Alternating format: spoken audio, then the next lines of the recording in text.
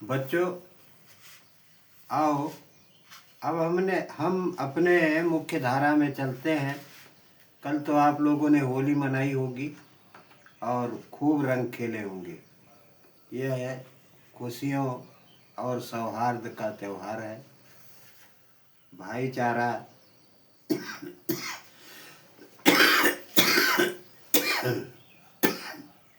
इससे भाईचारा बढ़ता है। बच्चों आइए, ज्ञानदीप प्लस चैनल में आप लोगों का बहुत बहुत स्वागत है। हमने जैविक अपक्षय आप लोगों को पढ़ा दिया था। अब आइए हम अपरदन को जानते हैं। अपरदन क्या होता है? जब प्रवाहित जल, हवा, समुद्री लहरें और हिमानी आदि शक्तियाँ चट्टानों को तोड़ फोड़ करती रहती हैं तथा परिवहन द्वारा उन्हें दूसरी जगह ले जाती हैं, तो इस क्रिया को अपरदन कहते हैं। इसमें कटाव और बहाव की प्रक्रिया को सम्मिलित किया जाता है। अपरदन मनुष्यों द्वारा भी किया जाता है। जैसे गांवों, कस्बों और नगरों का विकास जैसे जैसे होता है, तो भवनों या सड़कों के निर्माण के लिए जमीन से वनस्पति साफ कर दी जाती है, जिससे भूमि की ऊपरी सतह की मिट्टी बह जाती। यह क्रिया भी अपरदन कही जाती है। अपरदन एक गतिशील क्रिया है। यह अपक्षय से अलग है। अपरदन के लिए अपक्षय आवश्यक नहीं है। दोनों क्रियाएं एक साथ अथवा अलग अलग भी हो सकती। अपक्षय अपरदन में सहायक हो सकता है, परंतु उसका अंग नहीं है। अब निक्षेपण हम देखते हैं। निक्षेपण अपरदन का परिणाम होता है।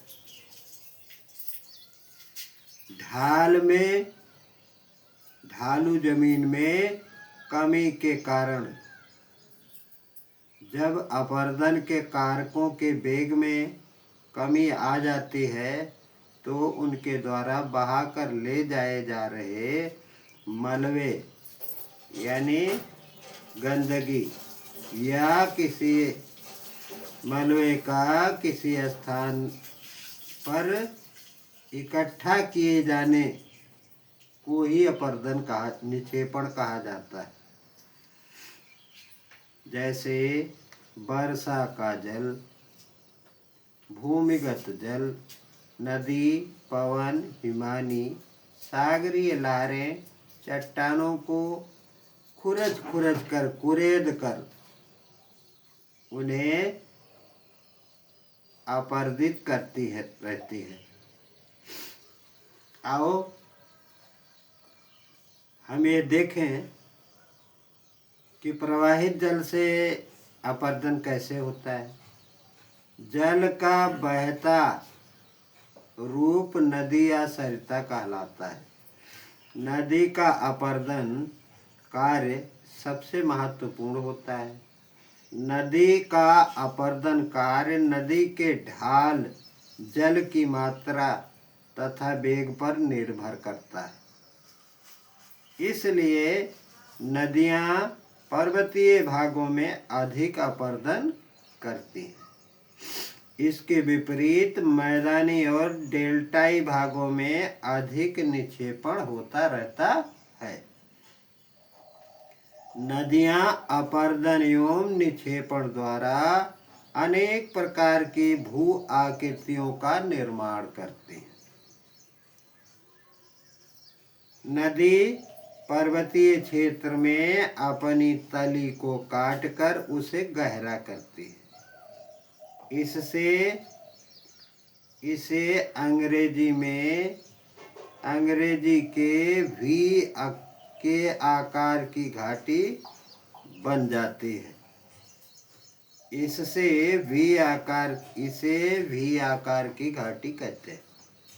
जब वी आकार की घाटी गहरी एवं सकरी होती है तो उसे गार्ज कहते हैं। इसके किनारे खड़े ढाल वाले होते हैं। जो किनारा इसका होता है वह खड़े ढाल वाला होता है। भारत में हिमालय पर्वत में सिंधु नदी, सतलज नदी और ब्रह्मपुत्र नदियों के गार्ज देखने लायक है। ये इन नदियों को काफी गहरे ढलान वाला बनाई हैं। देखो जलप्रपात। अब हम देखते हैं जलप्रपात। जलप्रपात क्या है? जब नदी के रास्तों में मुलायम चट्टानों की परतें मिल जाती हैं तो नदी का जल मुलायम चट्टानों को जल्दी काट डालता है। तो क्या होता है? और जब कठोर चट्टानें मिलती हैं तो नदी का जल उन चट्टानों को जल्दी नहीं काट पाता। कटाव के इस अंतर के कारण नदी की तलहटी ऊंची नीची हो जाती, यानी नदी का निचला स्तर जो है ऊंचा नीचा हो जाता है। जब नदी का जल ऊंचाई से खड़े ढाल के सहारे अधिक वेग से नीचे गिरता है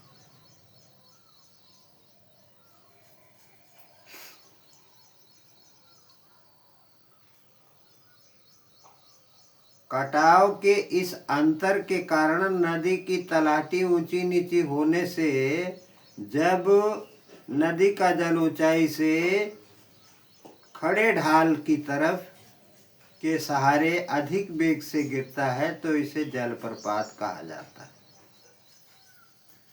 यानी जैसे किसी खेत में पानी चला दिया जाए और जो उसके मेड़ होते हैं वह बहने लगे तो जिस तरफ खेत का ढलान ज़्यादा होगा उस तरफ के मेड़ जल्दी कटेंगे और उधर पानी वेग से बहेगा। इसी को जलप्रपात कहा जाता है। विश्व में सबसे ऊंचा जलप्रपात दक्षिणी अमेरिका वेनेजुएला का एंजेल है।